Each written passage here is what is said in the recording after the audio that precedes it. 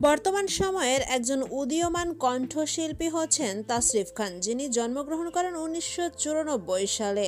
নেত্রকোনায় বাবা এম.এ. হালিম খান এবং মা আয়েশা পারভিনের ঘরে জন্মগ্রহণ করেন তাসরিফ খান। পরিবারে 4 ভাই বোনের সবার ছোট সদস্য তাসরিফ খান 2016 সালে ঢাকা বোর্ডের অধীনস্থ একটি বেসরকারি কলেজ থেকে উচ্চ মাধ্যমিক শেষ করেন। বর্তমান সময়ে তিনি বাংলাদেশ উন্নয়ন বিশ্ববিদ্যালয় থেকে বিবিএ ডিগ্রির ছাত্র হিসেবে পড়াশোনা করছেন।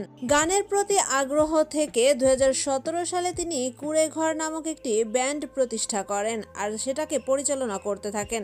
আর বর্তমান সময়ে তার প্রতিষ্ঠিত সেই কুঁড়েঘর ব্যান্ড বাংলাদেশের অন্যতম একটি ব্যান্ডে পরিণত হয়েছে। ছাত্র জীবনেই তিনি এই ব্যান্ড থেকে প্রতি মাসে প্রায় 1 থেকে 2 লক্ষ টাকা ইনকাম করে থাকেন। ব্যক্তিগত জীবন নিয়ে প্রশ্ন করা হলে তিনি একটি সাক্ষাৎকারে বলেন তিনি এখনও অবিবাহিত রয়েছেন। এতক্ষণ সাথে থাকার জন্য ধন্যবাদ। ভিডিওটি ভালো লাগলে অবশ্যই আমাদের চ্যানেলটি সাবস্ক্রাইব করবেন।